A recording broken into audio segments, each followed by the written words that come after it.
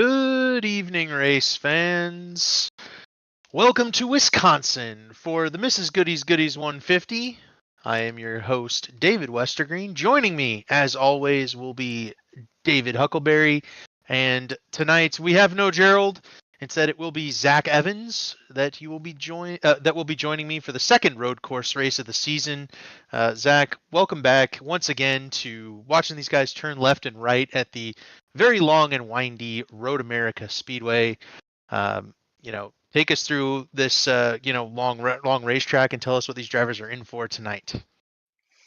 Well, first off, I'm not sure what Gerald has against road courses, but happy to join you once again, David. Man, this track is one of my favorites as far as road courses go in iRacing because there's so much variety, so many different ways these drivers will be challenged tonight. You've got long straightaways, fast sweeping turns, hard braking zones, lots of different obstacles. And hey, what better way to kick off the playoffs? Look, we've got a lot of guys that have won on the road courses here in the Elite Belly Up Sports Cup Series. A lot of guys that can punch their ticket into the next round of the playoffs tonight as you're looking at the playoff drivers on the screen. This is going to be a fiercely contested win tonight, I believe, and definitely a lot on the line for these playoff drivers. Yeah, absolutely, right. And that's not even, mentioning that, these guys are going to have to play in this playoff bracket style with the elimination format. So a win will lock you in, make you feel safe. And in here, a number of favorites, I think, at this road course, right? I mean, David Tooker took home, I believe, one of the road course wins earlier this season. Ryan Gable took home a road course win earlier this season. And then you've got the preeminent favorite Ethan Stanley at these road courses, who's currently on pole as we speak, though. 30 more seconds, maybe somebody else can get in a lap time. But three guys there looking to punch their name and get into that next round, feel safe about going in to the next couple of races. Yeah, you mentioned David Tooker getting that win at Brands Hatch earlier in the season, Ryan Gable winning at Circuit of the Americas. Of course, Ethan Stanley for a long time was they were trying to keep him from winning at the road courses. He's looking for his first road course win of the season. So it'll be very interesting to see as qualifying wraps up who will take this win tonight at Road America. Yeah, we'll go through the starting grid here, and I think Ethan Stanley as the pole sitter, he's going to be, I think, the favorite, the guy these guys are all looking to beat tonight. But on his outside is R.C. Anderson, who is a professional racer, IndyCar driver. I think he can maybe give Ethan Stanley a big time run for his money here at Road America. Row 2 will be David Tooker and Nick Indelicato, a couple of playoff drivers. Row 3, professed not good at the road courses guy Matthew Weeks, the points leader. He'll be 5th alongside Chad Frankenfield. William White, the Brit, going from 7th. Tyler Fode is going to go 8th. Gavin Hibbs will start 9th. And Ryan Gable, the Circuit of the Americas winner, will start in 10th. Corey Abbott Kachow will start 11th. And Ethan Burrell will start in 12th. Looking further back in the field, we've got Seth Rawls starting 13th alongside Tate Lytle in row number 7. Row 8 will be Scott Crump, a Leighton Norgard. Jesse Racimus will start 17th. Ryan Schold lining up 18th. Jordan Owens, 19th. Richie Hearn rounding out the top 20. Justin Wadsworth, Hunter Smith will make up row 11. And then Jonathan Cutlip and Justin Vandermarl line up in row 12. And Michael Hosack will start in 25th, starting row 13. Garrison Hogan on the outside there in row 13 as well in 26th. Johnny Thomas, the Rockingham winner, starts 27th tonight. Chris Wright will start 28th. Teammates there in row 14. Row 15 will be Brent Jones and Andrew Rucker. Row 16, Dusty Dewar and Mark Rabilis. Row 17 will be sponsor of this race, Michael Goodman from Wisconsin, and Carlos Acosta. And rounding out the field will be Josh Clark of Pro Edge Racing. So 35 cars enter this one, and it looks like we are going to get a pace lap here. So at 4 miles, that might be a couple of minutes for us to go over, maybe get some picks in, and maybe see if we can't touch on a few more of these storylines before this race starts. So let's start with picks. Dave, who you picking for this race?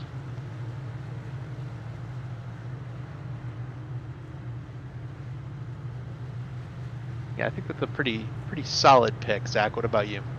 I believe Dave will be having vanilla ice cream when this race is over as well. I'll spice it up a little bit, and I'll go ahead and take who will I take? You know what? I'll take Matthew Weeks out of the 5th spot.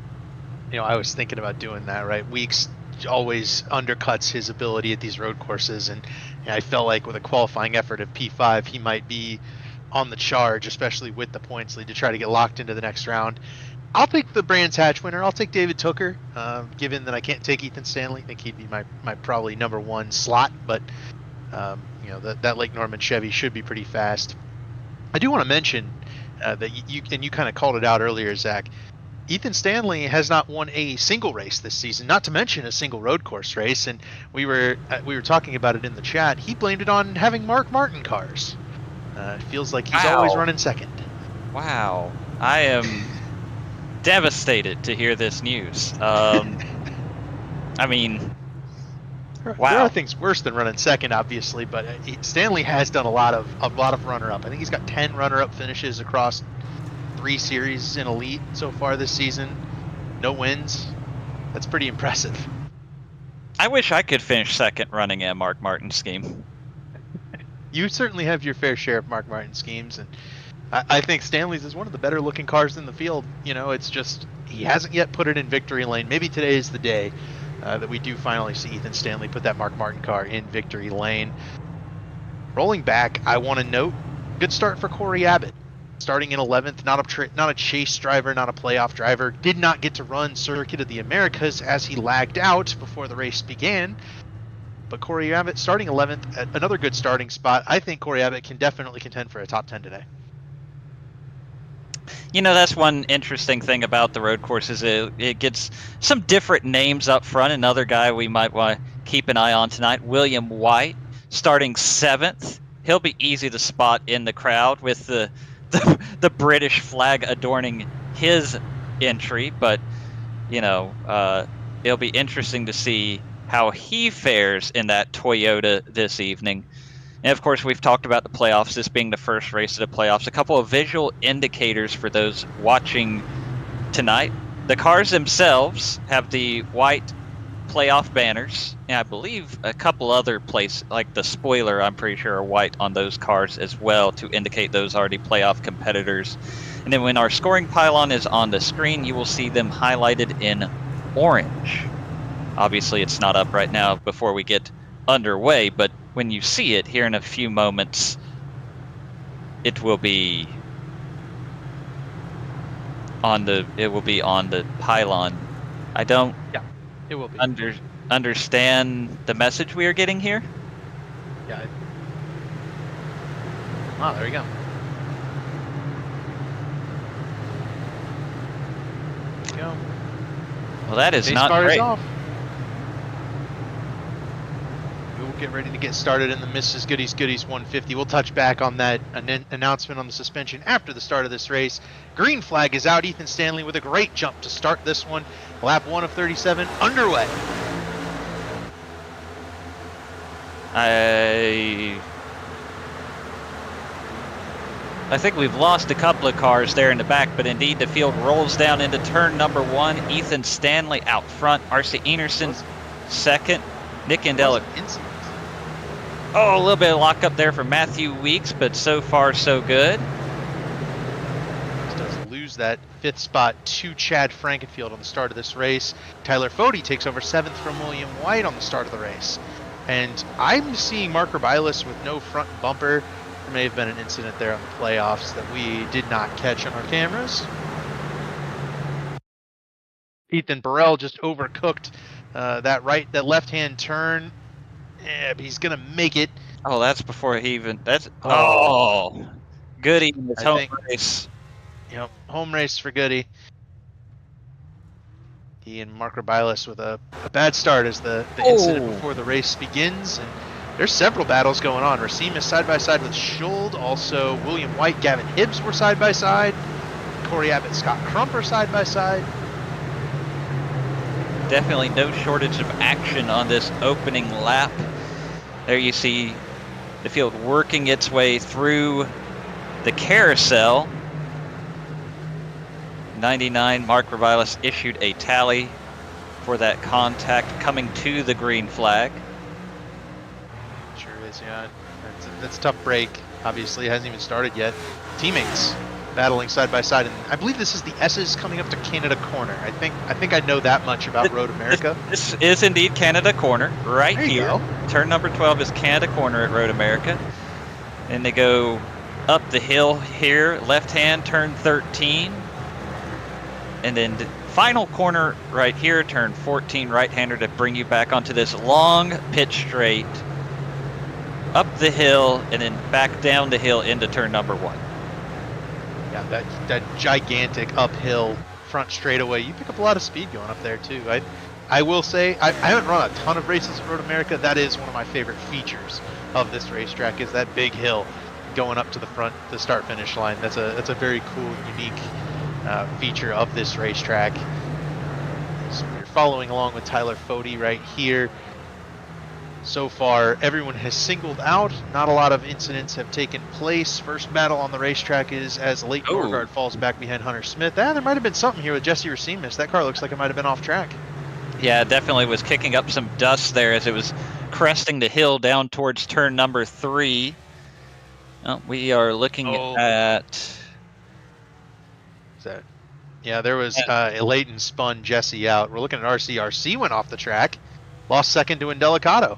He sure did. Third, yeah. So little excursion there for RC Enerson, costing him a couple of positions. Now we'll look at Jesse Racimus here. Now Leighton's going to get into him.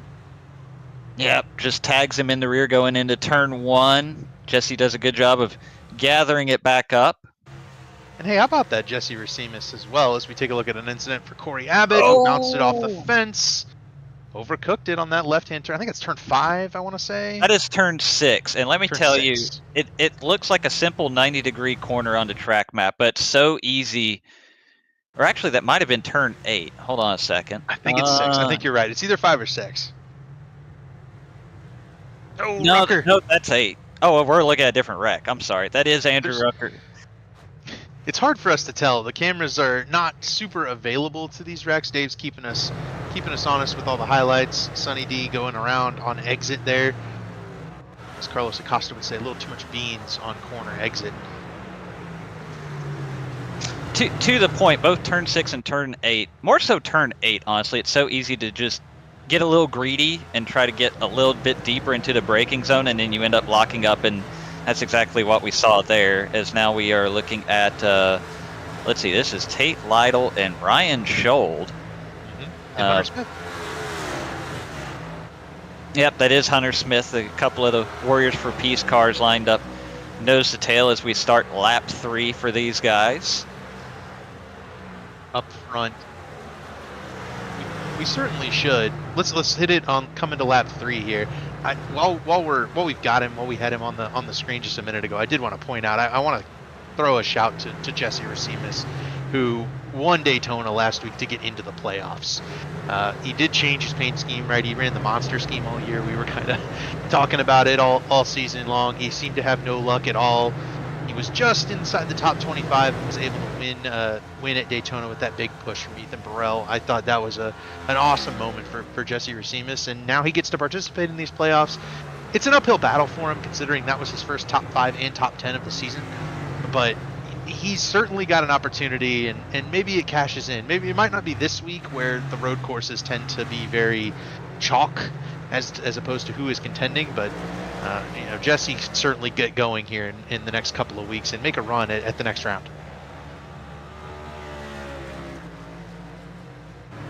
As you watch Jesse Racimus make his way around Road America, now we take a look at David Tooker. He's into 3rd position with sights set on Nick Indelicato, make his way through the kink. Really challenging high-speed right-hander, then through kettle bottoms down towards Canada Corner, hard on the brakes right here. You can see him downshifting, throw it down through the gears, right-hand turn. Then you use all that runoff and then some before going back up the hill, turn 13 to the left. Again, sweeping wide out as far as you can before getting hard on the brakes for turn 14. And you want to get as much run, as much speed out of that corner as you can, because every little bit of it you carry up this hill, down this straightaway, and now they'll be starting lap 4 as you're, again, riding on board with the third place car of David Tooker. Hard on the brakes here. You'll see the cones on the left there, the braking markers. Into turn number 1. Gets just a little bit curved there. Again, trying to use all that runoff down the hill into turn 3. Somewhere, they allegedly have a turn 2 somewhere in that straightaway. I've never found it. Onto the long moraine sweep. Another long straightaway. There's also a turn listed in here. There sure is, and that somewhere around turn 4, David Tooker's got to try to pass Nick and Delicato here, as now he's hard on the brakes, got the inside for turn 5. Saw a little bit of wiggle there in the wheel, definitely a little bit of lockup, but he's able to keep it under control. Back on the throttle, up the hill for turn number 6. Hard to find a braking marker up that hill there, but he does just fine because he's better than me. Then back on the throttle through this little bit of a sweeping turn 7. Again, all that runoff, probably even got a little bit of grass there. Hard on the brakes for turn number 8. To the left. Again, another very critical corner to get a good exit speed to carry into the carousel. This long right-hander. It feels like it goes on forever. Finally, you get to a happy point right about here. You're easing into the throttle. Again, carry as much speed as you can. Go as wide as you can. Through the kink. Different cars can take this at different speed, but no matter what, it's fast. Again, this is about where we picked up with David Tooker last lap. Through the woods. Hard on the brakes into Canada corner. All the way down through the gears, and then he's again back up the hill, turn 13, turn 14, back to the start-finish line. I want to say I was right about that being turn 5 where Corey Abbott went sliding off. I knew that one. I know a couple of corners here. Not all of them. That's generally why I'm slow. You know, they got 14 corners. I can make about 5, and the other 9 are an issue for me. I do find learning the corners is learning to go fast. I have issues with, but I usually stay on track. Dude, you're very, very solid here. Someone else who's running quite solid right now is a guy who I think got a pretty sizable measure of disappointment last week, and that is Seth Rawls in the 25 car. Misses out on the playoffs by a very slim margin due to Jesse Racimus winning, and only that. You know, and he was also involved in some incidents last week, but one of those guys that certainly could have been, you know, put his head down. And I think we saw Trey Holmes as another one who missed the playoffs by a very minor margin. He didn't show up this week, right? But Seth Rawls could have put his head down and said, I'm not going to run the road course. Here he is, running 11th in front of championship contender Ethan Burrell. Having a good result so far, and these Shift Esports cars running 3rd, 10th, and 11th, that's a pretty good result for a team that's had a lot of crummy luck this season. And there you see that is Scholl getting around Tate Lytle as they head down into turn number 5. So now both of those Warriors for Peace cars have made their way around the 56 of Tate Lytle. You see both the 54 and the 4, Hunter Smith and Ryan Scholl up the road there. Yeah, we saw Hunter Smith bypass both of them, so the 54 is a little bit quicker, I think, than both of these guys. And kind of some uncommon struggles for Tate Lytle opening up this playoffs. We haven't seen him over the last couple of weeks. That 56 car's been absent, but he had enough points to get in last week, and here he is outside the top 15 in a bit of an odd spot for what we're expecting from Tate Lytle week to week. And behind him, Garrison Hogan is kind of on the outside looking in right now, 17th. Not the best run so far for that 36 car, not a good qualifying effort. And the same can be said for Jonathan Cutlip, hanging out way back here. All these guys in your shot right now, Cutlip and Hogan in that second back behind this group of 3. But all of those chase drivers kind of in a hole early at Road America, 20 seconds off the race lead. Not a good start to the playoffs, but there's a long way to go in this one, and one mistake can really turn your season upside down at this point. Especially, I mean, you obviously know which guys are going to compete for the win at a road course. And there's probably a couple of guys that don't feel like they're in that group, but you still have to maximize as much get as many points as you can, because if you dig yourself a hole here this week, it's really hard to make that ground up against fellow playoff drivers over the next 2 weeks. Obviously, Talladega's the wild card. Anything can happen there, but Chicagoland, if you give up 10, 15 points to a guy like Tyler Fode this week, you're going to have a hard time getting that back next week at Chicagoland. That guy right in front of Tyler Fode, Matthew Weeks, who will definitely be a factor at a bumpy older surface where tire saving should be, beneficial. You'll see those two, I think, battling up at the front.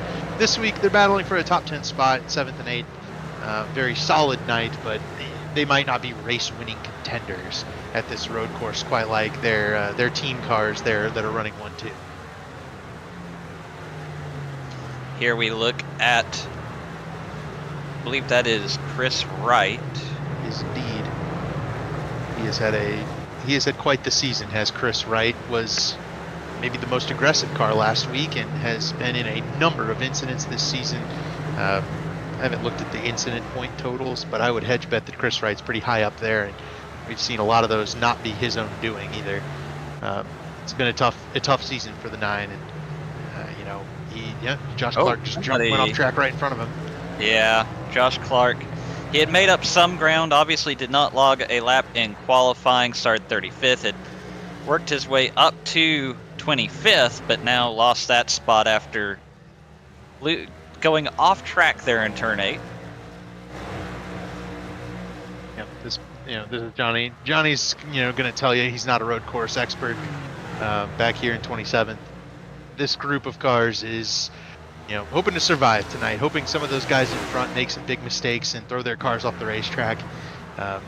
Kachow's back here after the incident there in turn 5. Marker Bilas is on pit road with that damage from that incident earlier with Michael Goodman. He might have even had another incident here. He will join Andrew Rucker in the garage, and I think that's just Marker Bilas calling it an evening.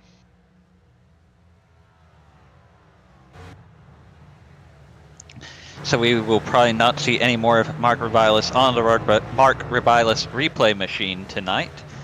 Ethan Stanley has pulled out to about a 4 3/4 second lead here as we're 7 laps into this race.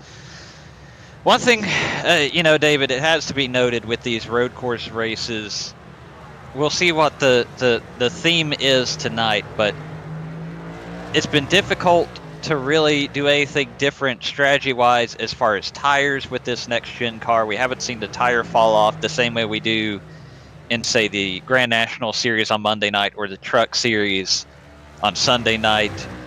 Maybe some of these guys can try something as far as taking less fuel during their pit stops, where that means running long or pitting early so it doesn't take as much fuel to get a full tank, whichever way you go about it. Otherwise, they're going to have a hard time erasing a 5-second gap here. Yeah, there will be no strategy, and that's kind of one of the reasons why I have been a big anti the way this next gen car was designed. And I'm not talking about Elite or iRacing or anything like that. I'm talking about the original NASCAR designers. This car has just been such a disaster for the way racing takes place on road courses and short tracks, and even super speedways like we saw last week at Talladega in the real series, right? It was very much a fuel saving race because they can't pass, and they can't pass at these road courses. It spreads out. These guys end up kind of bottled up behind each other, and it makes it very difficult to put on a good race for the fans, and I've just been very disappointed with that. Oh no! We do have a slight issue here, and I'll be complaining about this thing till kingdom come. But William White's now complaining, and Gavin Hibbs is around in turn 1 as well. So to clear that up, William White has disconnected entirely. He has been lost due to he has dropped from the server, so he was putting together a very strong run, and he is no longer in the lobby. We'll see if we can find out what happened with Gavin Hibbs. Gavin spun it. He wheel hopped and spun the 95 going into turn 1 this past time by. He's fallen all the way back behind Jesse Racimus in 20th. Has Gavin Hibbs. So a big issue for Gavin Hibbs here. outside the top 10. Two guys that were running in the top 10, 9th and 10th on the same lap, have big issues. So there he goes into turn 1, steps out on him, backs into the gravel trap. Fortunately, it's not like the gravel trap in real life. He is going to be able to drive out of it, but he does have to wait for a safe opportunity to do so, and he loses a lot of time here in that process. Jesse Racines just went off track slightly up in turn 8, but he is okay. He's right in front of Gavin Hibbs. I kept my eye on both of those guys. Yeah, so connection issue for William White. Call it an engine failure. And he is currently out of the race. Disappointment for William White. Definitely a guy we had kept our eye on, talked about at the beginning of the night as being a contender for a top 10 finish. And Gavin Hibbs was running in the top 10. He had pulled in there by the time that this race had gotten into this section of being a everybody's in their rhythm, and now we're looking towards the pit stop in the middle of the race.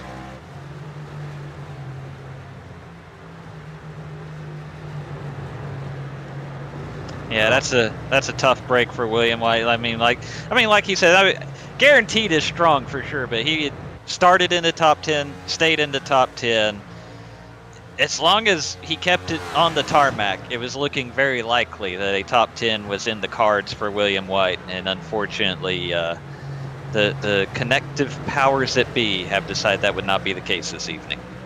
Looking at the gaps, I would say guaranteed top 15 for sure. I think he had like 10 plus seconds on 15th. I think the guarantee of a good finish there. Now it'll be definitely not a good finish.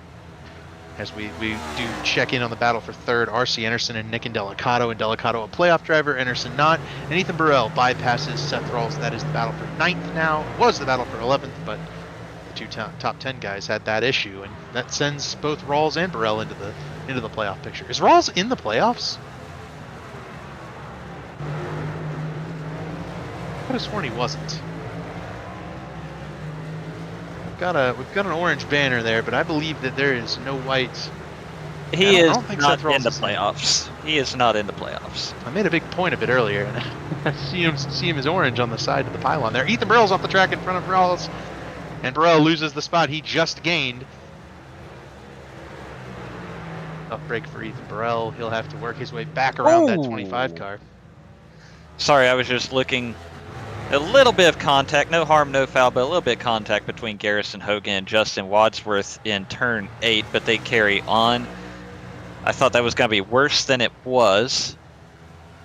Hogan, Racines, and Gavin Hibbs all kind of trapped behind Justin Wadsworth here in this next-gen car on a road course. It's quite difficult to pass, and there's not a whole lot of room for those guys to make that move, and if Wadsworth feels like he's entitled to that position, he can kind of just run his lane and hold those guys back.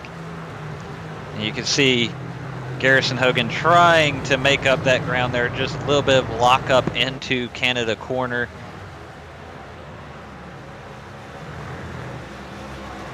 Bottling up two chasers and a driver who qualified in the top 10, and Gavin Hibbs. So three pretty fast guys here right behind Justin Wadsworth, all bunched up. Just a clerical note on the ticker. Of course, you see the 70 on Jesse Racines' car. He shows up in the ticker as car number 34. As always, send complaints to Chad Frankenfield. Yep. Definitely a Chad problem there. He did.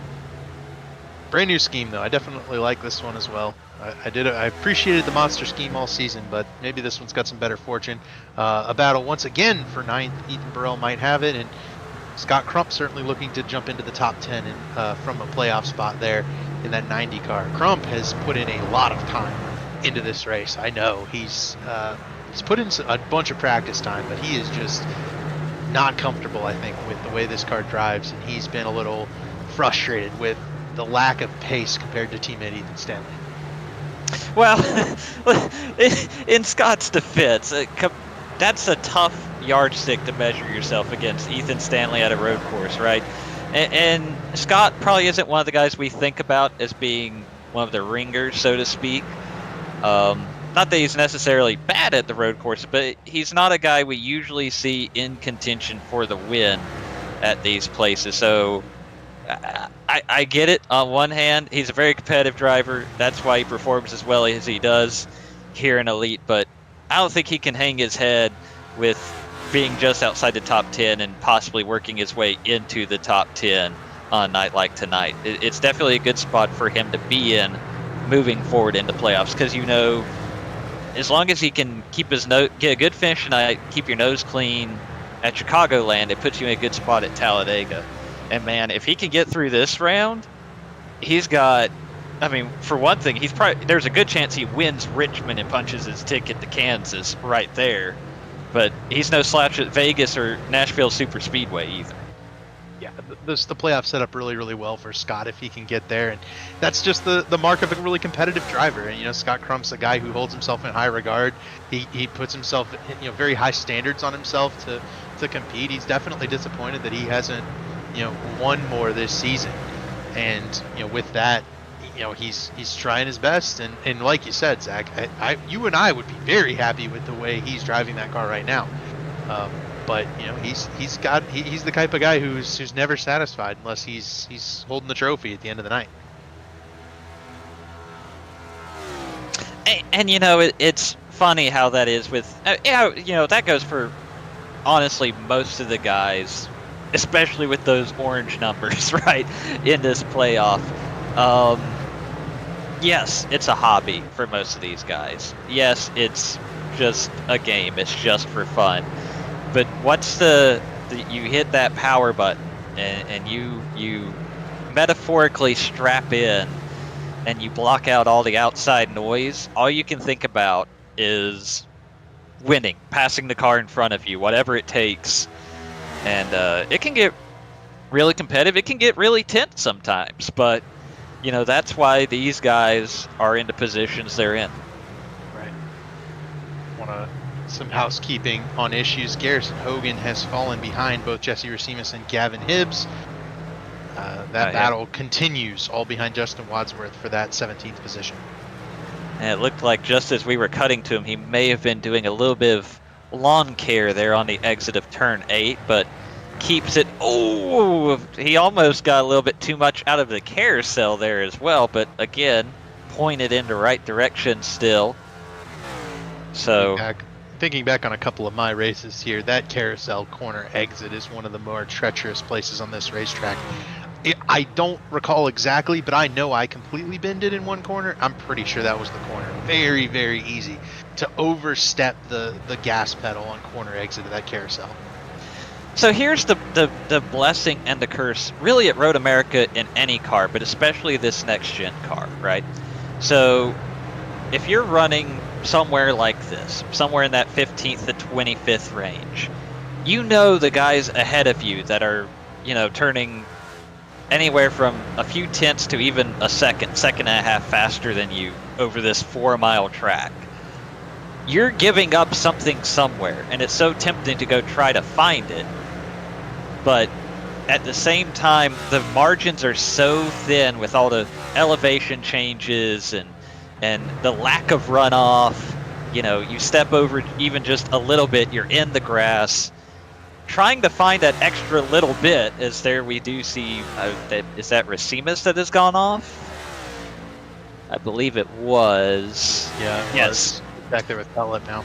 But I mean, that's what I mean. You try to maybe just break a hair later going into turn 3, and off you go. You try to break a hair later here in turn 5, you're into gravel. You try to break a hair later here, and you have to suddenly jump on the brakes in the middle of the corner, and it kills your run all the way up to turn 8. It's so easy to try and find a little bit more and make your night so much worse. Absolutely. Racines off, housekeeping at the front. RC Anderson to get back around Nick and Delicato. That's a battle for third, 8 seconds off the race lead. Probably fairly menial in terms of the outcome of this race, but potentially for the podium later, that might be an important battle.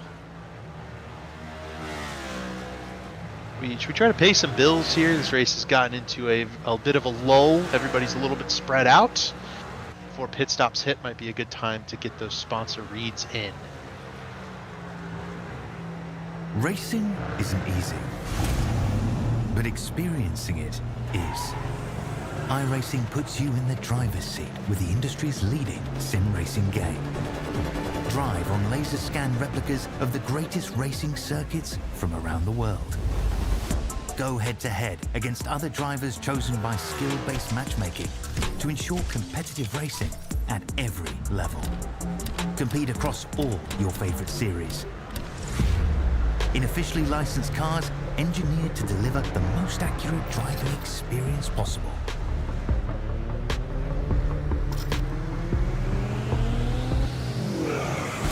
Join a race or host your own with players from across the globe. Race against the computer or in a league with friends. Feel the thrill behind the wheel. Visit iRacing.com.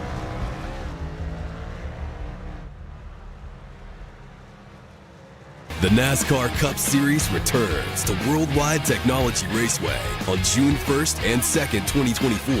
The time to get your tickets is now. For only $10 down, you can lock in your seats for an incredible weekend of family fun, featuring the Enjoy Illinois 300 and the Confluence Music Festival. Racing, music, camping, it all adds up to one amazing party. Go to www.raceway.com for the hottest ticket of the year.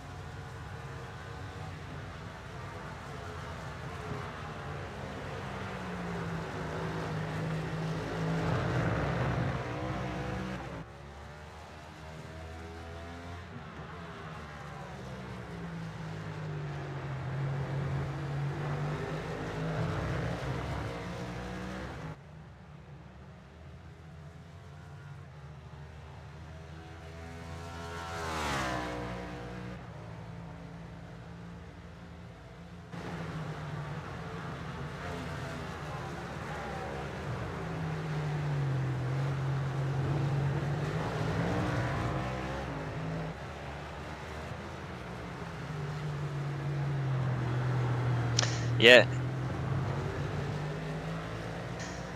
Yeah, hopefully they can, I'm sure they're hard at work getting all that cleaned up. Obviously a great staff over there at Worldwide Technology Raceway. And we thank them for their support of the Elite Racing Leagues, and obviously hope everyone, wish everyone safety and everything, recovering from that storm. Now, of course, tonight it is the Miss Goodies 150. So have to give a shout out to Miss Goodies Goodies. They offer handmade items for babies, kids, pets, you and your home. Be sure to check out their Facebook page, Miss Goodies Goodies. You can see how it's spelled right there on the scoring pylon as we take a look at the Miss Goodies Goodies Chevy Camaro, piloted by Michael Goodman. Mr. Goody. Mr. He would say, Mrs. Goody is my mom. I do believe it is his mom. That is the head Mrs. Goody. So be sure to check them out and thank them as well for their support of Elite. Absolutely. Good. Thank you to all our sponsors, of course. And yeah, I was going to say, so the way this race is shaped out, and I was kind of taking a look through the field here as we, end up at the point of, this almost at halfway area in the race where things are really strung out. The cars have kind of split into pods. What I mean by that is you've got a group of 3 that are within a couple of seconds of each other, and then you've got a group of 2 that are within a second of each other, and then you've got a group of 3 that are within it drops back like that all the way back and through the field. I think these guys are kind of gauging the rest of the track around each other, and are running in groups at kind of the same speeds as Anderson goes after David Tooker for that second position. and will get it very easily. But, you know, Seth Rawls and Ethan Burrell have been nose to tail since the beginning of the race, right? And Delicato, Anderson, and Tooker have all run together for a large part of this race, and Delicato's only recently fallen off. Fody and Weeks have run pretty much next to each other for the better part of this race. We've seen those two. Oh, I think Hunter Smith may have had an issue. A big issue. I was going to say the two aggressive Eagle cars, but the 54 car might be done for the day. We'll take a look here on the replay, heading down towards turn number 1 with Hunter Smith. That's really late. That's really late. I think we know how that ended. That car impacted that turn 1 wall.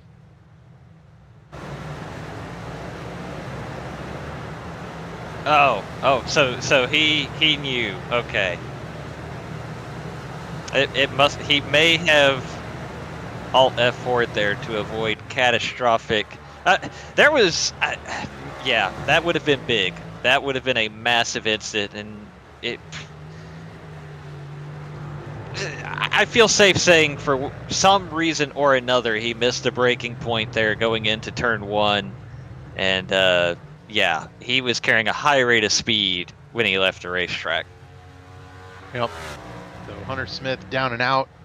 Ryan Schold left to fight with Tate Lytle all by himself. Here's another pod right behind that Schold and Lytle battle. It'll be Norgard, Wadsworth, and Gavin Hibbs. And then behind them...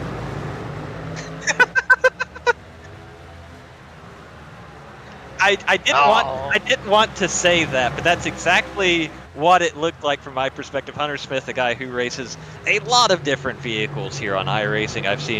I've raced with him in the pavement sprint car. You know, he gets around. So when I saw that, I didn't want to throw him under the bus, but it sure looked like the IndyCar breaking point, which not to go all Harry Hog Days of Thunder, but the stock car, the tires are half as wide and it weighs twice as much. That's not going to work.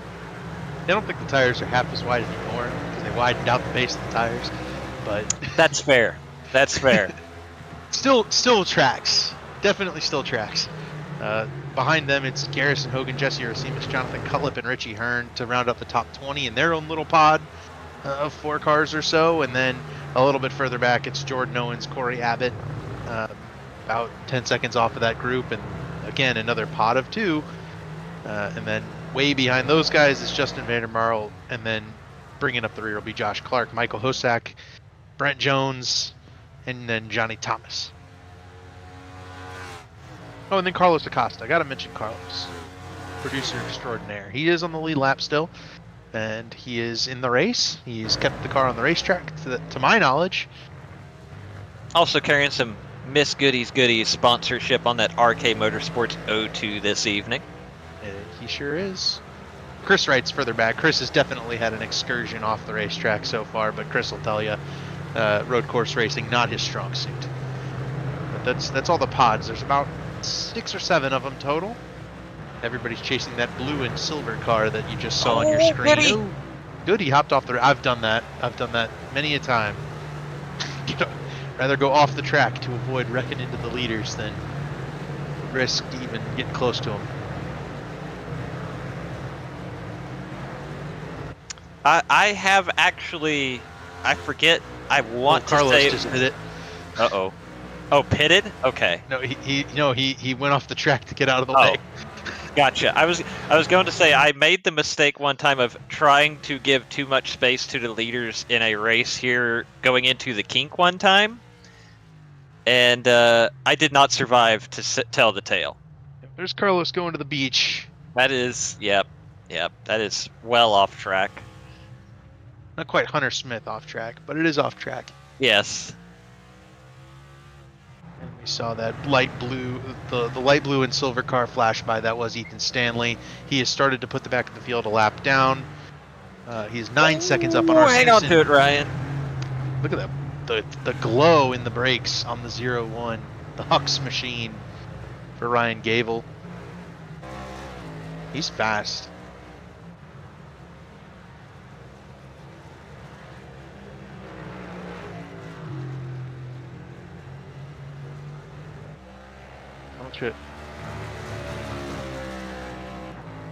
don't you throw the Exxon Superflow number 89 on the screen real quick?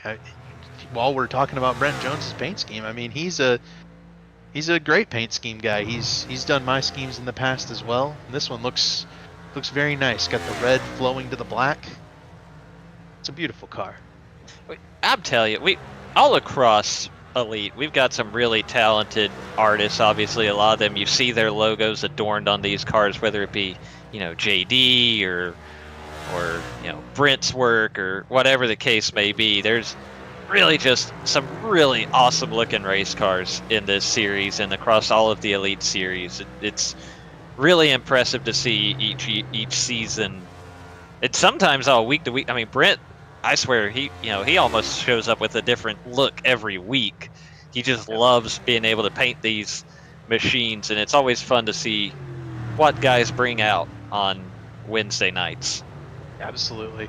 And I want to shout out to like Seth Rawls, right? He'll bring a different scheme to a bunch of these, and I think he and Hibbs both paint for the Shift group. So Rawls is a guy who paints his own car and does a lot of that work. And then Michael Goodman is another guy who does a ton of paint work, and he's definitely done the 32 car, which is sitting on pit road. I don't think Dusty's a huge fan of the road courses, but Goody's certainly done the 44 car for himself. He does Jeff Green's car whenever Jeff races for those that Do Good group. I want to say they got a third party to do Ethan Burrell's car because it's sponsored, but still, like the Do Good cars always look quite spiffy for Michael Goodman, and as you mentioned, I mean, Jonathan Cullip's awesome. Oh no! Oh dear! This is Chris Wright, and unfortunately, I believe he has collected. That I'd like to. Can we rewind like further back? Yeah. What did something happen to Wright that he got? I don't know. I'm sure Tooker's not real thrilled on the radio. Is that what happened?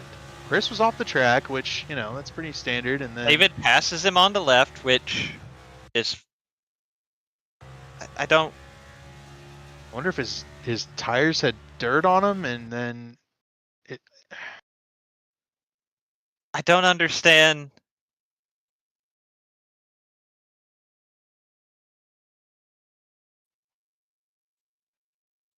But somebody's got to tell me what David did to merit losing an eye. Oh no!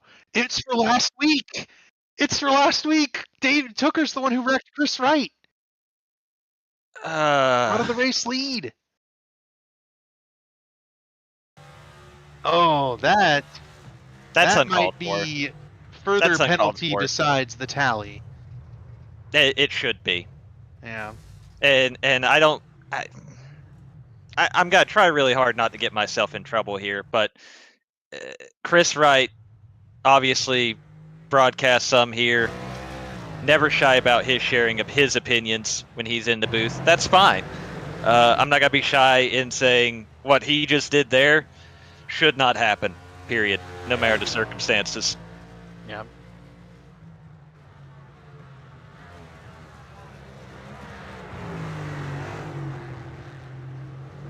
Yeah.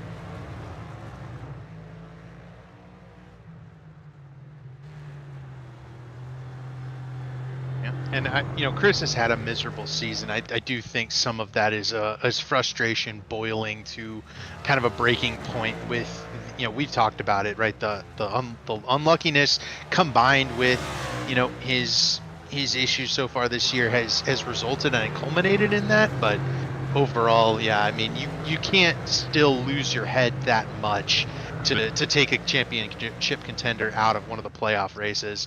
I want to note RC Anderson has pitted, I believe, in the 50 car, so he is back in 13th with fresh tires. And we are seeing pit stops. Ryan Schuld and Justin Wadsworth have come onto pit road, and we'll get back to this Chris Wright incident with David Tooker because that's a pretty significant development towards the way this playoffs is going.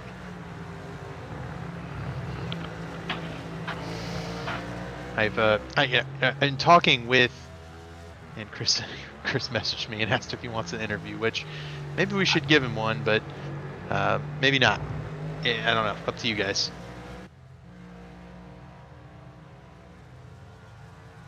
beef is always good. I'm telling him full send. Bring him up. Pit stops have started. Like I said, Stanley is down pit road, the race leader. I'm gonna fire whatever union worker set up this pit road camera. Yeah, it's looking directly at the hill, so not easy to tell. Nick and Delicato also down pit road.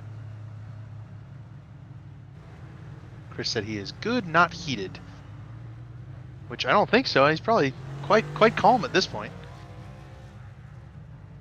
Yeah, I would say the heated one might be David Tooker. Let's grab Chris right as we take a look at pit stops.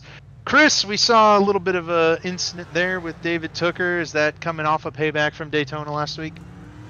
Yeah, I got no issues with those boys moving forward, with Tooker moving forward. It just, what happened last week, I felt like was unacceptable, completely avoidable, and Tooker is better than what he did last week.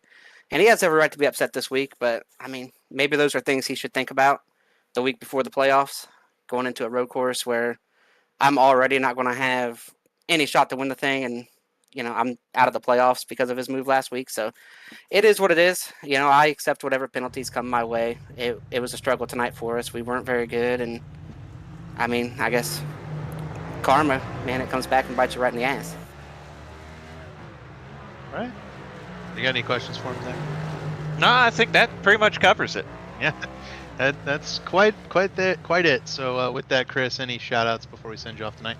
Yeah, I just want to give a shout out to you guys up here in the booth, everybody at ERN. I know how hard it is to keep all this stuff moving in the right direction. So, and none of that happens. I haven't talked to Dave as much lately, but Dave keeps us all in check and everything rolling pretty easy for us. Of course, you stepping up here as well, David, and then Zach stepping in tonight for Gerald. Gerald's going to be disappointed he wasn't here for this tonight, but Oh, beef is his thing. He's got to be real sad about this.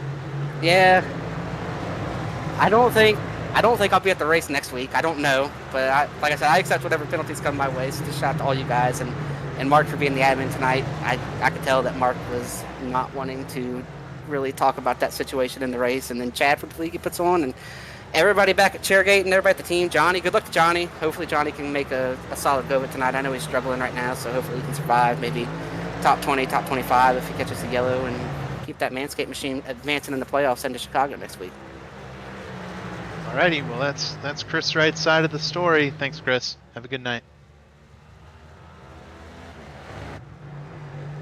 Got Crump down pit road, and I mean, yeah, that just about covers it, And I'll tell you, Zach, I think the best paybacks I ever got were the ones where it wasn't intentional on my part. Is as per being payback, it's just when I changed how I raced somebody and they screwed up. Those were my favorite paybacks I ever gave out. Gosh, I'm in over my head on that conversation. I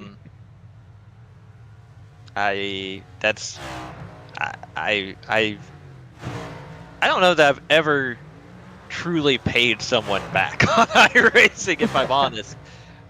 There's definitely been some heat of the moment incidents, but certainly nothing that carried over from one week to the next. I've never personally done that, so I can't really speak to it. Ooh, okay. Ooh, that was gonna. I was worried for a second there. Scott's doing the right thing here too. He's getting in line and trying to block those guys off. He was behind this group before that pit stop. He is now going to be right in the group with Seth Rawls, Ethan Burrell, and Matthew Weeks. So a good pit stop and a good result for Scott Crump there.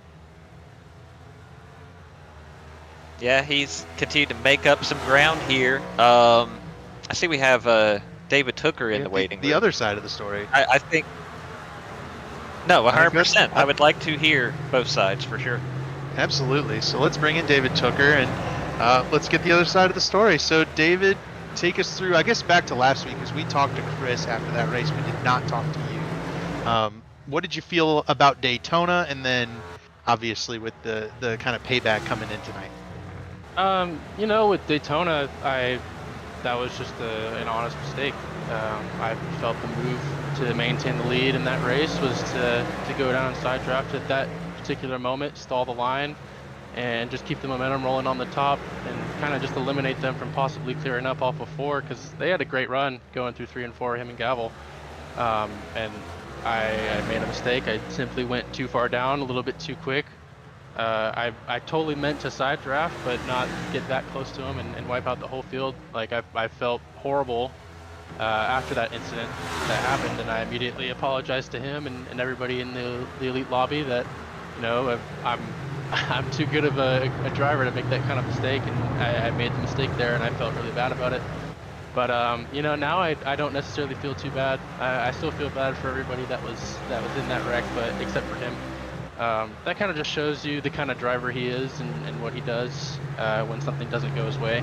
Even if it's intentional or not, on my end, I didn't mean to take him out, and I definitely didn't mean to take myself out and the entire field there. So, you know, it's just a chicken you know what move to pull something like that, especially considering the situation we're in. But we're going to gather as many points as we can these next few races, and we're just going to move on. There's nothing we can really do about it. Yep, and with that, any shout outs here before we send you off? Shout out Chris Wright, because I live rent free in his head every week, apparently. Also want to give a huge shout out to everybody at the Pro Edge Garage. You know, we're there every single week, and we're going to continue to be there every single week for compete for wins, but this just honestly gives me more motivation to go out there and do it. So I hope everybody's looking out next week, because I will definitely be there and hopefully be running up front. All right, there's David Tooker, the other side of the story. We appreciate it, David. Thank you.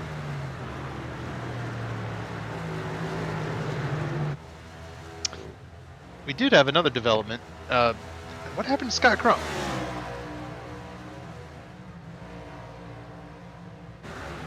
Is it? Okay. Was it a full 40-second hold? He was in there a long time. That's a tough break, because I mean, we had talked about everything he was doing to ensure a good finish tonight at, you know, a track that probably you wouldn't have had him as one of the favorites to win, but as many points as he could and set himself up for a good playoff run. And man, that's tough to see. It hasn't completely killed him. You know, that's probably one benefit to the road course, is everybody's so spread out. It's only cost him, you know, 10 positions or so instead of putting him a lap down and ruining his entire evening. But tough break as we see this side by. Oh no, hang on. Seth Rawls hangs on to it, but Ethan Burrell does pick up the 8th position there. Seth went to the beach for a few seconds there with that left rear tire. Able to keep it all on the racetrack though, and yeah, I mean, like you mentioned with Scott Crump, Tate! That's tough. And around goes Tate Lytle, another one of the playoff drivers. Oh, and he kept it going straight, just a full 360 loop, and he never went off track. He lost one spot to Ryan Schold, and that's a spot he could probably get back, because he was pulling away from Ryan Schold after the pit stop. Scott Crump down to 21st, so he won't be the worst of the setup of the playoff drivers, I think, regardless tonight. And neither, obviously, will Tate Lytle, and I know. It will be David He Tooker. definitely would not be worse than David Tooker tonight. Yeah. Tooker does have the benefit of having some playoff points from his race win at Brands Hatch earlier this year. Scott Crump obviously doesn't have that, but he did win a couple of stages. So Garrison Hogan off the racetrack.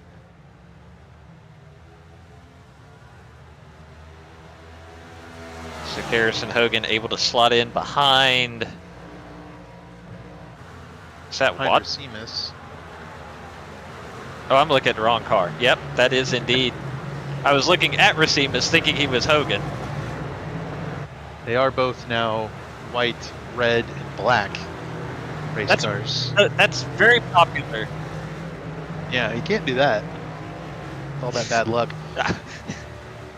We do have a light battle heating up for third, I believe. Ryan Gable is faster than Nick and Delicato right now. And he's pulled that gap, which was about 8 seconds, down to 1.5. So my anticipation is that 0-1 car will be fighting against the 1-0 car for that final podium position. But they are 14 seconds off of RC Anderson and 21 seconds. Racima's in off trouble. Oh no! Bring back the monster car. We can't do that every time. So this is, I believe, what our friend Carlos Acosta would call too many beans. Oh no, he clipped the grass right before the curb there, exiting the carousel.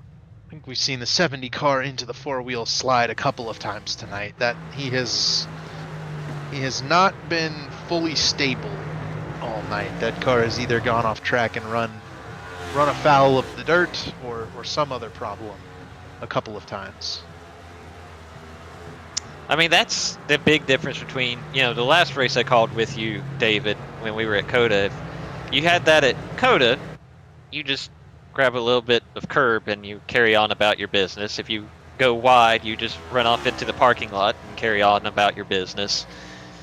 Here, there really is very little runoff area. This is right here, the biggest runoff, right here at the end of turn 5. Anywhere else, you're probably going to end up in grass or gravel if you end up off track. And that makes it really challenging and really mentally taxing, honestly, when you do a 30, 35, 40 lap race, in tonight's case 37 laps at Road America. And this is like a 4-mile track too, so we're running the 150 mile race, but only 37 total circuits around this place. It is a big facility. I do want to note as well, you can see the gaps there on the right side of the pylon. Gable and Delicato, that one's widened out a little bit. The one behind it, though, the battle for 5th between Chad Frankenfield and Tyler Fody, that one is narrowing. Tyler Fody is running up on the back bumper of his buddy Chad Frankenfield. I don't know if we can handle that beef tonight as well, if that were to play out. I'd really like it if they played nice this evening. We got enough beef for we got a lot of content, I think, and maybe for weeks on end to be discussed in the various elite chats and whatnot. Something Gerald's podcast, something. Oh yeah. No, not Gerald. Gerald? No. Never. Chad's been involved in his fair share of incidents.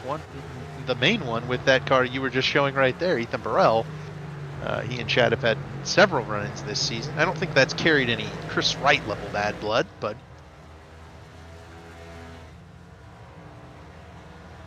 there certainly has been some featuring this 15 car, and that's kind of the nature of the way he tends to race.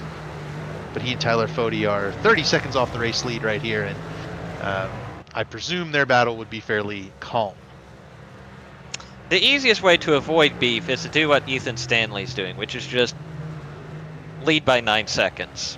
Which sounds really easy on paper, but put a whooping on everybody. That's what Ethan Stanley is currently doing. There you see R.C. Enerson in that beautiful number 50. Nick and Delicato running third. Modeled after the car he runs, right? For RC? Sure. In real life, I believe. I'll take your word on it.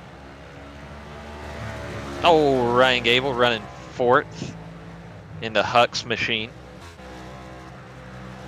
There's Chad Frankenfield making his way towards the kink.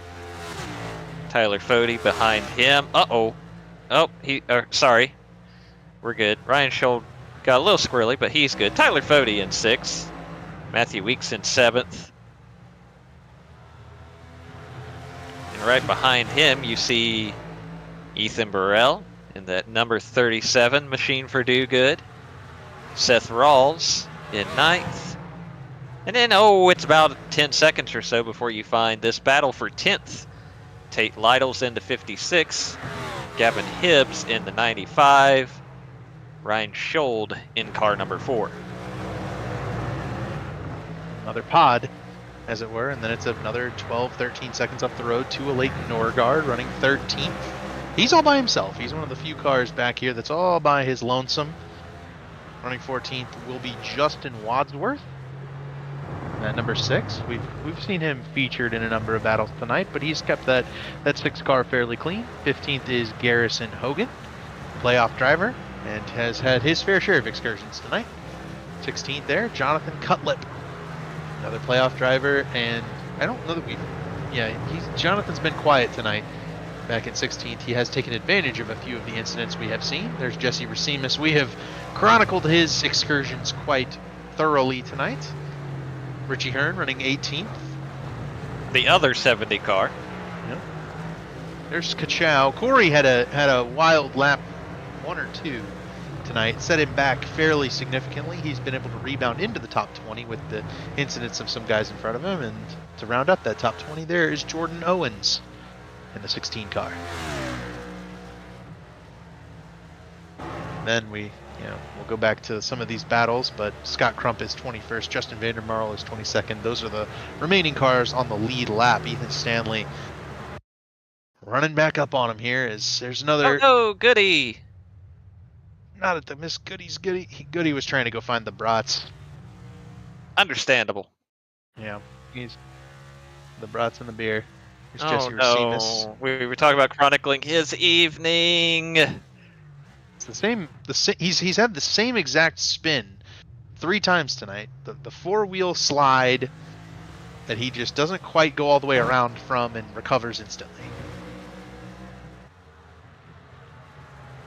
Maybe Jesse just has a little too much rear brake in the 70 car. I'm not sure. Man, that's really easy to do, especially with this next-gen car.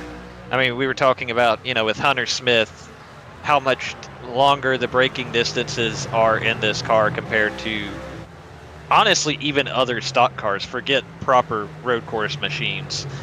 So then the first thing you want to do to rectify that is throw some rear brake at it, but the counterpoint to that is that can happen. Mm-hmm. A significant multi-time lockup of the rear tires over the course of the night. And oh, by the way, every time you do that, it just angers those rear tires more and more and makes it more likely you're going to do it again. Yeah, and that might be part of the reason we've seen it over and over from Jesse Racimus tonight. Just maybe a light mistake in the setting up of the car before the race, and it's cost him 3 or 4 sideways slides that have maybe cost him 3 or 4 spots on the grid tonight. Right. I mean, at this point, he's probably even dialed the brakes to adjust for it. But if the tires are still hot and mad and worn out, you can't undo that part of it. Battle for 7th between former teammates, Ethan Burrell and Matthew Weeks. Still teammates on Monday nights. Still good friends, guys who work well together, race well together, but certainly battling for position here at Road America. And they're coming up, I believe that's Johnny Thomas that they're running up on. The red-black car, similar to Matthew Weeks' car. Oh, Johnny went off the track. Yeah, he had Johnny.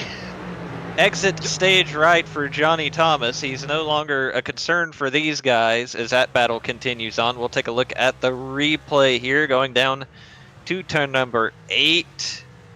Johnny and I have very similar thoughts on road course racing, and it's that we're happy when it's over.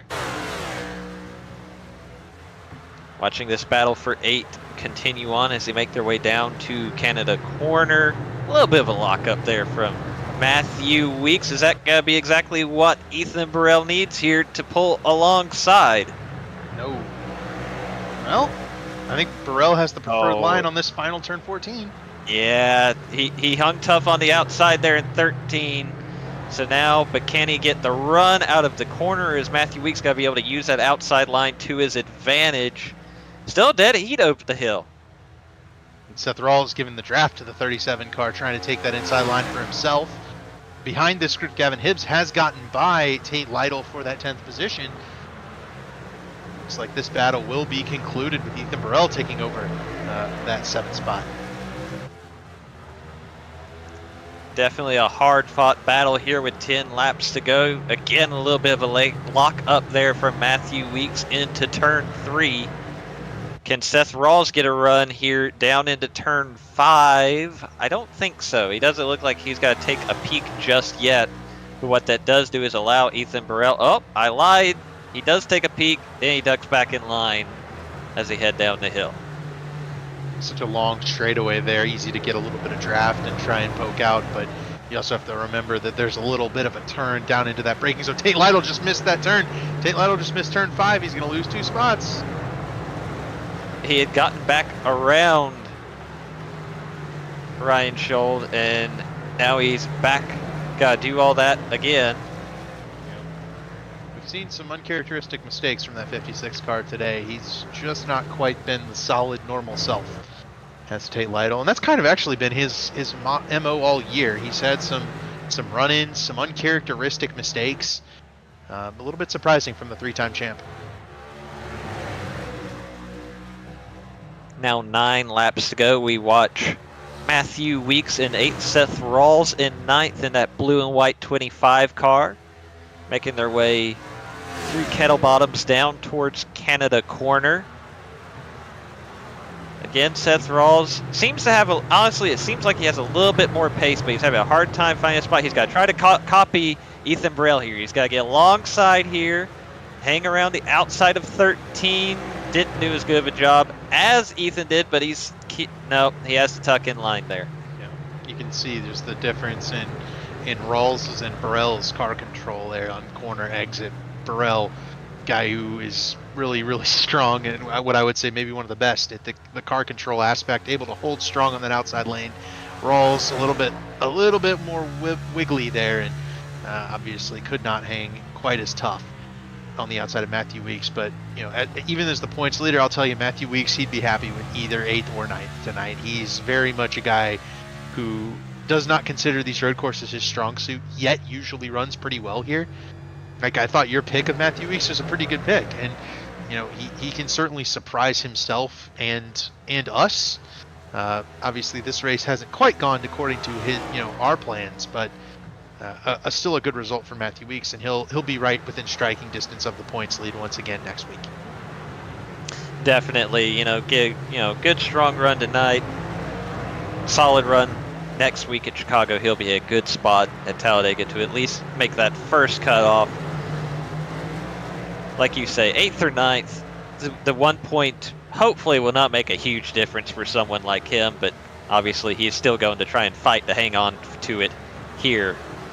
It's got to be a long time. I mean, you talk about, normally you get down to 8 or 9 laps to go. You're in the short end of the stick, but you're still looking at 35, 40 miles to go in this race. That's a long time to hold off this 25 car. Yeah, Seth Rawls looking a little bit faster right now, but all it takes is one mistake from either of these drivers, and this battle would be over. And therein lies, I think, as you mentioned, the mental aspect of racing on these road courses in this top 10, at a competitive pace.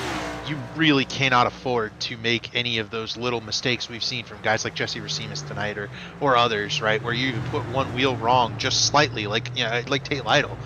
He looped it around. He only lost like a second or two, but just that amount has kicked him outside the top 10. You talk about the mental game, and that's where, we talk about Matthew Weeks has got to be happy with 8th or 9th either way. Seth Rawls right now is probably on the other boat, because he might be thinking, if I could just get around this dang 11 car, I might have something for that 37, but every lap I spend right here, Ethan Burrell is getting further and further away, and that's a couple of points Seth Rawls is watching drive off into the sunset. And that's where it can be really challenging mentally to not get spun out, not end up making a mistake trying to overdo this attempt to pass Matthew Weeks. I don't know if we have a multi-view, but I would suggest we multi-view this battle and the battle for 5th between Tyler Fody and Chad. And gummit Chad. We're going to blame Chad, see if Tyler Fody gets around him right here for this 5th spot. This battle's been cooking for a number of laps. The 15 car backing up towards the 40. And there goes Rawls around Weeks right as I take us away from him. No, Weeks went around. Yeah, Weeks has gone around. And that is going to cost him 2 spots. What were we just saying, Zach, about the mental game and you can't make a mistake, it'll cost you some time. Yeah, now, Weeks is outside of that top 10 just like that. That's a tough break for the driver of the 11 as we watch this battle for the 4th position. Chad Frankenfield making his way down to Canada Corner. You see Michael Hosek ahead of him. Not a battle for position, that 24 car. Hosek's, I believe, kept it on the racetrack. Don't see any damage on that car, but definitely not one of the guys known for the road course prowess, and he'll likely yield probably on this front straightaway here. Yep, there he goes. A good spot for it right there.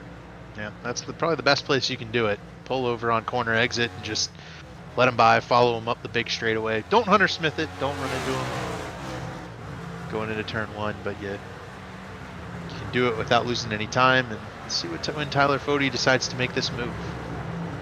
Then maybe we can go after the replay of the Matthew Weeks incident there in turn 5 last lap.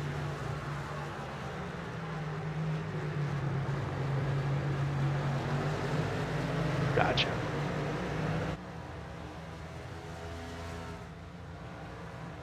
Making the run through turn 4 down to turn 5. This is where it gets the most difficult, right? And to make this pass, as Fode's ate into this gap for the last 10 or so laps. He's been hunting Chad Frankenfield. Now that he's here, he's got to find a way to get by. And this is the most difficult part of all that is, where you got to be outbrake him, but this next gen car is takes so long to brake that you risk just missing the corner if you try to outbrake somebody. For sure.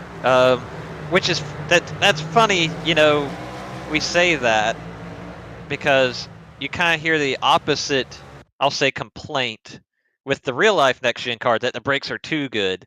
Right. With this car, it almost feels like the brakes aren't good enough to really set up a pass. As we'll look at, it just stepped out on Matthew Weeks on corner exit there coming out of turn 5. I don't think there was contact. There was contact after Weeks was fully sideways. I don't think. Right.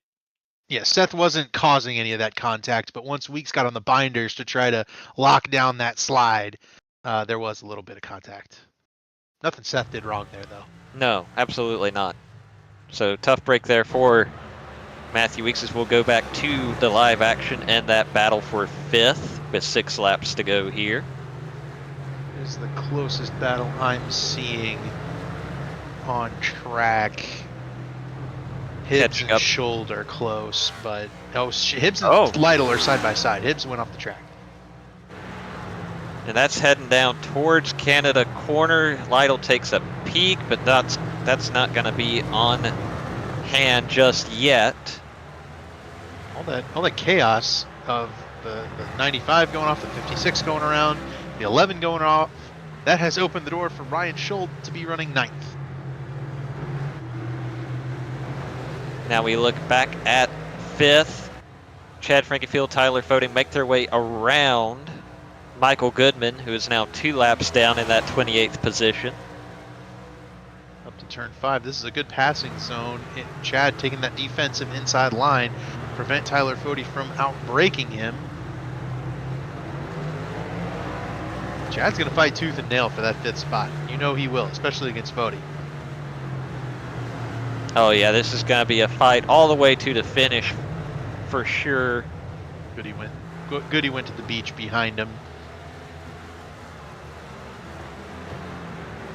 They might be, I'm not sure. Dave might be able to pull up the differential here. Is Chad closing in on Ryan? Might be a little bit. I think that 0-1 might be struggling just a teensy bit. I think also Fode just gave the bumper to the 15 in the carousel. He was a little bit quicker and he's ready to go. So yeah, you can see definitely, even as they fight, Here they're comes closing Fode. in. Oh, he's off track. Fode forced the issue into the kink, and Chad, rather than sucking them both into a wreck that might take them both out, winds up yielding. And 5th position goes to the 40 car, and that's the mark of Tyler Fode right there. I wouldn't call him a dirty racer, right? But he will put you in a bad spot, right? His competitor, I've heard it from a lot of his competitors, is, look, I like racing against Fode, but sometimes if he feels like he's ready to get that spot, he'll put you in a spot where it's either you crash us both or you have to yield. And that's exactly what Fode did right there, and it's sharp racing. he took that 5th spot. And to that point, I mean, you can look at some of the incidents that have happened in real life in the kink, right? There's no small incident at that part of the racetrack with the speed you're carrying and the lack of runoff area. Honestly, Chad did a pretty impressive job to not completely end his night there once he was in the grass at that part of the racetrack. Yeah, I think he got out of the throttle. As we'll go back and take a look at this move. It's late. It's a late move by Fody. Man, he wasn't as far alongside as I thought. I had the view Chad just coming down. It. Yeah. Yeah, I had the view coming down from the corner the other way, and I saw him side by side well before, as Fody will get around Josh Clark, who's off the track. I don't think Fody's going to have enough time to catch Ryan Gable, his teammate there. Yeah, he might. Ooh. Gable clearly cooked. Yeah. Oh, well, that's going to help. Ryan stepped out a little bit there on the exit of turn 8, heading into the carousel, which is just going to kill his speed all the way through this section of the racetrack. Battle for 9th as well. Matthew Weeks around Schuld. Back there, they're back at turn 6. Gavin Hibbs also trying to get around Ryan Schuld. That's a battle for 10th and give it to that 95 car. So Schuld got into the top 10. He's now been relegated outside of it.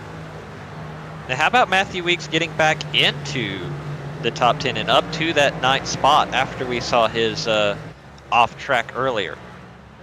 That's a really good drive for Weeks, right? And we talked about the mental aspect of it, to be able to make that mistake, gather it back up, don't start kicking yourself while you're down. You just gather it back up and you put it back together and you just run competitive laps and you get right back by those guys, back to the spot you were in, and he might even be gaining back on Seth Rawls at this point. Ethan Stanley leading by 13 seconds as we get down into the final few laps of this race. It's been all Ethan Stanley in that 92 car all night long. And as long as he continues to do what he has done for 34 laps at this point, we'll be talking to him at the end of the night. 13 seconds ahead of RC Enerson. We know what to expect from him at the road courses. He's been able to put it together so far tonight, as now we look at, this is Gavin Hibbs and Matthew Weeks in that battle for 9th, heading down to turn 1. We haven't talked much about Ethan Stanley, right? He's been so dominant and so far out in front that there just hasn't been that much going on, and it feels kind of similar to the feeling we had a few weeks ago in that Coke 600 when Tyler Fody was just miles ahead of everybody else, and we were kind of raving about the performance. But the Coke 600 is a lot longer of an event to where, I would say we should give Ethan Stanley a little bit more due. This has been an incredible drive. I would also say, though, it's a little more expected, right? Ethan Stanley on a road course, and he's won a number of these things with this next gen car in the Elite Cup series. This is a bit of an expected performance. Dave took him as the first pick when we did our driver picks on the pace lap. Going to be 3 laps to go for Ethan Stanley as he crosses the line, this time in the Blue Egg 92. Man, look at all that nothing behind him. Yes, that's exactly what you want to see. 3 laps to go, nobody in your mirror, nobody out front. Nice and clean racetrack all around you. He's just making qualifying laps at this point. The battle for 4th is now heating up, I would note. Ryan Gable, we've mentioned the kind of dropping into the clutches of Tyler Fody. And is RC the next car? He sure is. Just saw the whole entire gap from 1st to 2nd. There it is.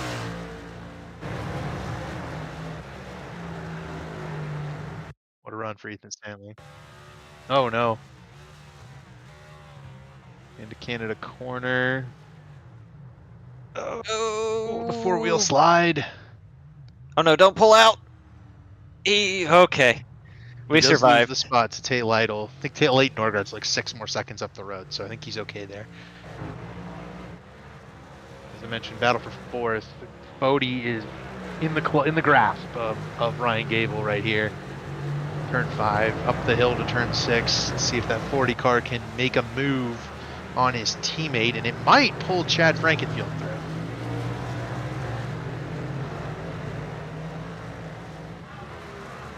He's struggling.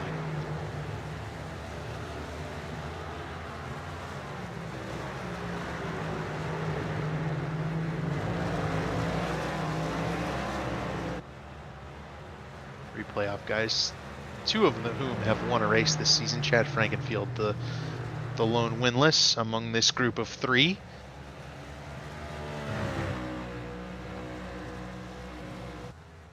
I mean, for pretty much all of these guys in the top 10 that are in the playoffs, this is exactly what you needed tonight. You know, get good solid points night, stay in the hunt, keep your playoff chances intact going into Chicagoland next week.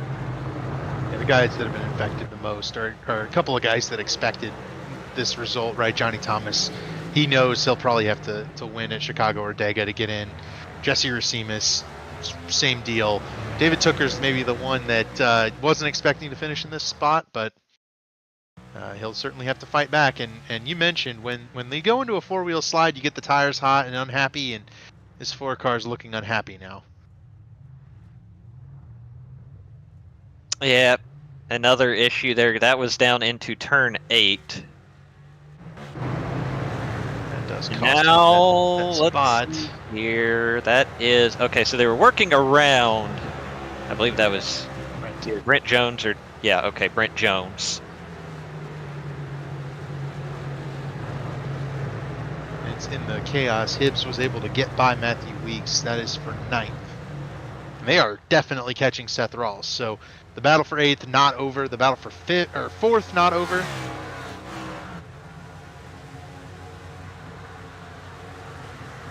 Oh, Chad's in trouble.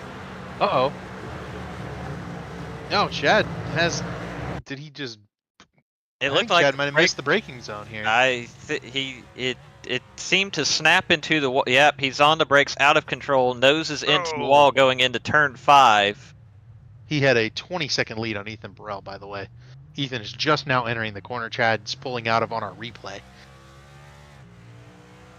So no spots lost for Chad, but that might create a zone where Fody can put a little more pressure on Ryan Gable without risk of Gable losing the top 5. Yeah, we'll see if Fody is able to capitalize on that. He's made up a little bit of time this lap on Ryan Gable. You only got one more. Yeah, that's the thing, is running out of time is... Ethan, if we see on the ticker, Ethan Stanley has taken the white flag. These guys are going now into Canada Corner. That's how far ahead Ethan Stanley is, because you're looking at the battle for 4th. Right, coming to the white flag. So these guys have another lap in several corners. Yeah, they're heading towards the final corner now, and Ethan Stanley is... He's out. He's on the big long straight going down to turn 5. Yep. So that's the difference right there. And now these guys battling for 4th. They're at the start-finish line now. Ryan is pretending he's in an Indy car at the Speedway doing the dragon down the front stretch. I don't know if that's going to impress Tyler Fody or not. Well, I just don't think it was. I don't think it was doing very much. Fody was trying to get a draft, but I don't know that Fody was going to be able to outbrake Gable into that turn, into turn 1. I think 5 would be his best bet to get around the 0-1 here. So let's see if he can get there. I've got my eye on Ethan Stanley. He's definitely taking it easy. Staying on the racetrack, finishing this race off. Looks like a defensive line for Ryan into turn 5. Here comes Fody. He missed it. That's exactly what Tyler Fody needs. He's got to have the inside line heading up to turn 6. Ryan's not going to be able to do anything with that except tuck in, maybe give him a wrap on the bumper to try and get him upset going into 7. But no, Fody's going to get away now. And it's got to take a pretty big sin from Ryan here into turn 8 to keep it interesting. I think at this point, if Fody can get away and just by the time they get out of carousel, he's got to have 3 or 4 car lengths on him. Yeah, that's just about it there for in the battle for fourth. Fody will get it over Gavel, pending lap traffic, but the race for the lead was decided long ago. Felt like a Max Verstappen type of victory for Ethan Stanley. He goes off a turn 14 up the hill, and Ethan Stanley will finally win a race in the Mark Martin car. He will take the Miss Goodies 150 in the Elite Belly Up Cup Sports Series. And we'll put on our stopwatches and wait for RC Anderson to cross the line for P2 and Nick and Delicato for P3. A really dominant run for Ethan Stanley, and it's kind of a nice return to victory lane for that 92 car. There you see Nick and Delicato in that third spot, making his way out of the final corner, up the hill towards the start-finish line. Behind him, Tyler Fody will come home fourth. Gable got to his back bumper in turn 14. He didn't hit him or anything, but he got right to the back bumper. Tyler Fody picking up that 4th place finish. Chad Frankenfield with the body modifications on the right front still brings home the 6th place finish in that 15 car. Ethan Burrell, there you see him. He's going to come home 7th. Michael Hossack not on the lead lap, also wrapping up his evening. Seth Rawls just in front of teammate Gavin Hibbs here. They're going to come home 8th and 9th, respectively. Right, nose to tail. One more lap, I think Gavin would have had Seth. There's Matthew Weeks' top 10 finish. Tate Lytle bringing his number 56 home in the 11th position. Next car we'll see is a Leighton Norgard right as he crosses the finish line. Ryan Schold 13th. Justin Wadsworth going to finish 14th. Johnny Cutlip 15th in that FedEx car at the back of the shot. Here's Richie Hearn. 16th place finish for him tonight. Corey Abbott just ran out of time for 17th. It will be Garrison Hogan. 18th, Kutchow, Corey Abbott. Jordan Owen's going to come home with the top 20, finished where he qualified in 19th. It's a good run. Scott Crump will finish 20th with Jesse Racimus taking 21st, and that's all our finishers. Crump was the last one. He was just in front of Ethan Stanley before that race finished out. The other playoff drivers, Johnny Thomas finishes 26th. David Tooker finishes 29th. With that, we'll take a quick look at the running order, though we did just watch them all cross the line, so maybe won't go into too much detail on this one. We can just get into the interviews if you want to.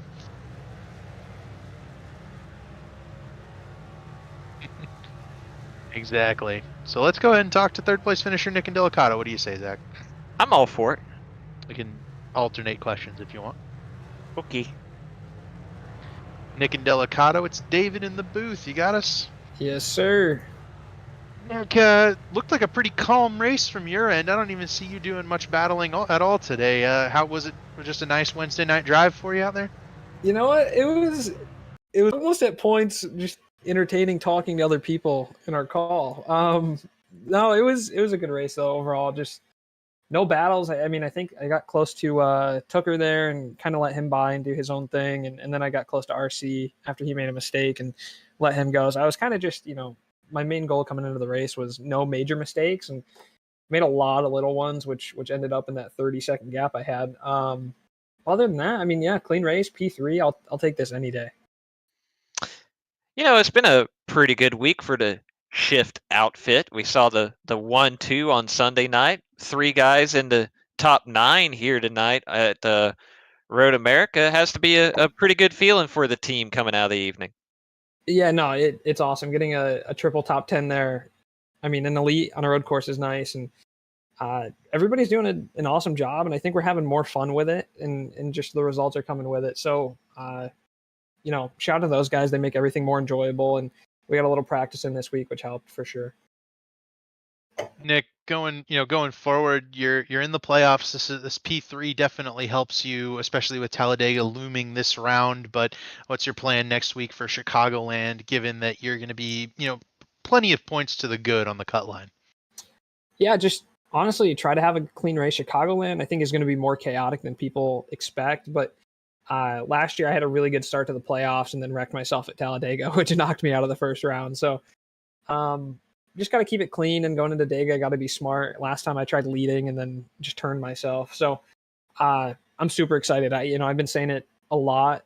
I feel like Ryan Newman, the year Kevin Harvick won, just putting in really good finishes, not winning races, but not dominating, but being there at the end. So I think if I can be there at the end, a lot of these races, it's going to turn out really well. And the races we have in the second and third round, track wise, I'm really looking forward to. So if I can just keep, hammering away at these good finishes, I'm pretty sure I can have a shot like I almost did the first year.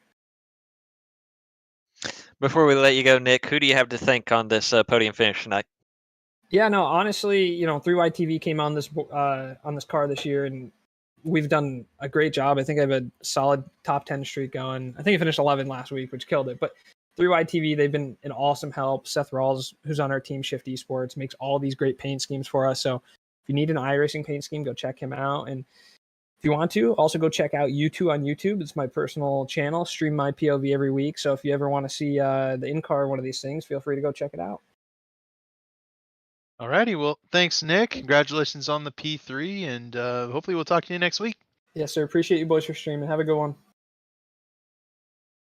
That's third on the podium, Nick and Delicato. Let's talk to second on the podium, RC Enerson. And RC, I asked this to Nick too, but it seemed like you didn't really have much going on tonight. Seemed like you were just on a nice Wednesday night drive, cruising to a P2.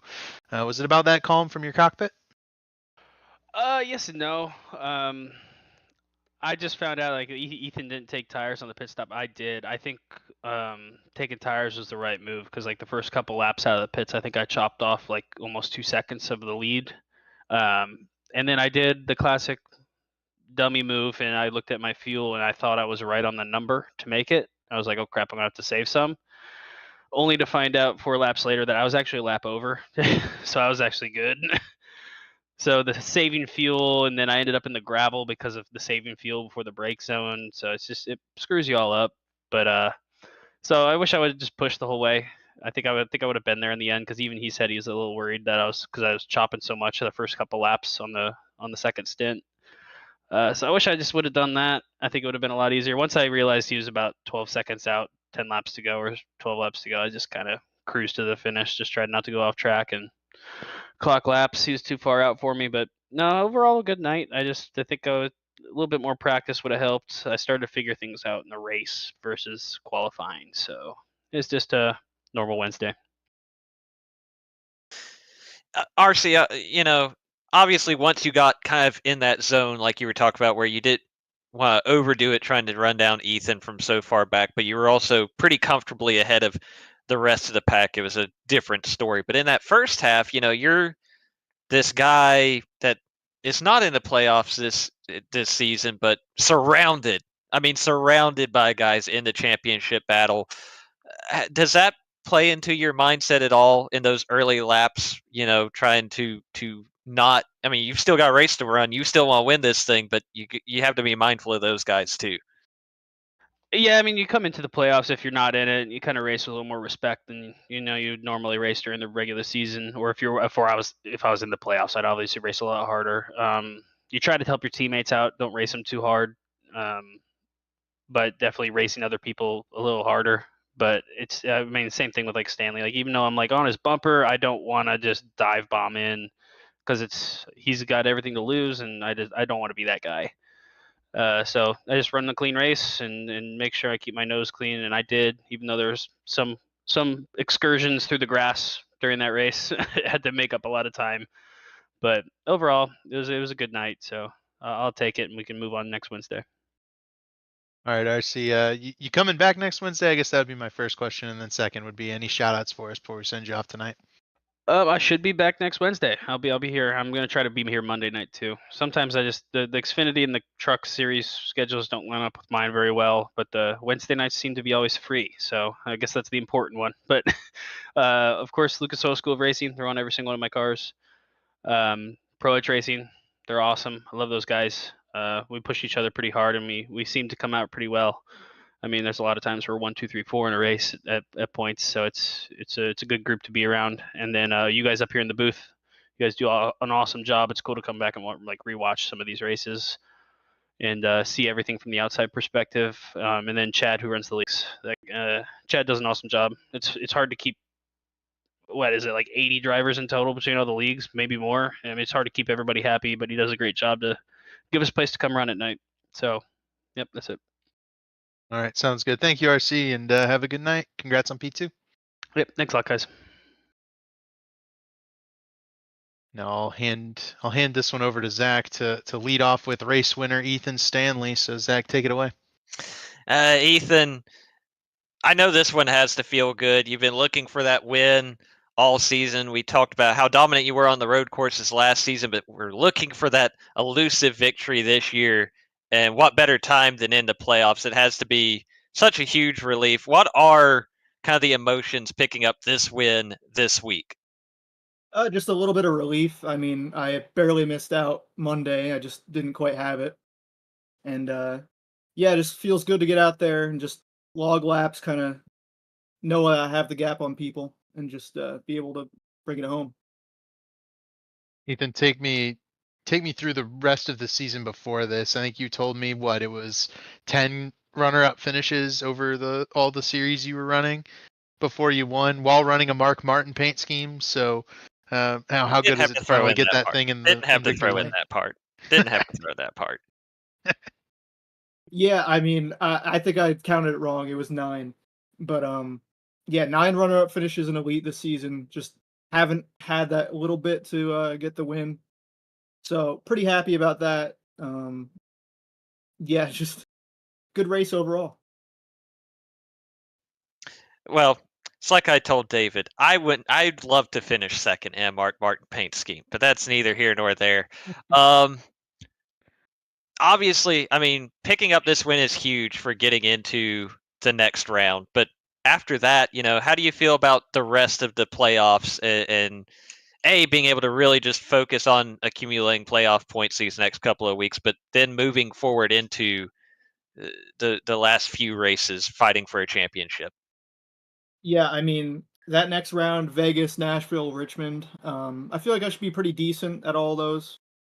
None are really my best, but yeah, I think I should be pretty good and maybe good enough to make it into the Final Four there and fight for the championship in Kansas.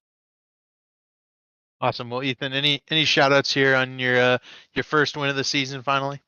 Yeah, big shout out to Blue Egg Marketing and JD Designs for being on the car, sponsor me every season. Shout out to the guys at Lake Norman. They all had pretty solid races, just didn't quite get up there. I know Gavel's really struggling a little bit. Big shout out to you guys for doing the broadcast, putting on a good show, and just big shout out to everybody that makes the league run. Awesome. Well, congratulations, Ethan, on this race win, and have a good night celebrating, man. We'll catch you next week. Yeah, thank you. Ethan Stanley, and that'll do it for us tonight. So, a pretty straightforward road course race with a little crazy drama in the middle, Zach, wouldn't you say? For sure. And that definitely creates a storyline, call it drama, call it beef, call it whatever. No matter how you slice it, David Tooker, uphill battle, moving into the rest of the playoffs. No matter which side of the fence you're on that deal, he has a lot of work to do. Definitely not the night he was looking for, especially when you look at all the orange on this results screen and see 6 playoff guys finished in the top 7. But hey, that's how these playoffs work, for better and worse. Obviously, Ethan Stanley on the other side, thrill, victory, agony, and defeat. He can breathe easy these next couple of weeks. It doesn't matter if he gets wrecked in a 30-car pileup on lap 5 at Talladega. He's got to be in the next round. He's got to be the one sleeping the easiest tonight for sure. And it'll be interesting to see how all this over the next couple of weeks unfolds. Obviously, I'll be turning it back over to Gerald and you moving forward. I'll be back on Sunday nights, but it'll be interesting to watch and interact in the chat over these next couple of weeks and as we move forward into playoffs. Yeah, I think we'll see some guys coming out with some big big swings at these race wins. Talladega obviously a big wild card, but even next week I think maybe if David Tooker and some of these other guys are more motivated than usual, we could see some additional fireworks and hopefully some really good races. And for us here at the Elite Racing Network, for Dave Huck, Zach Evans, and David Westergreen, this has been the Miss Goodies 150 for the Belly Up Sports Cup Series. We will catch you next week, and we'll see you all later.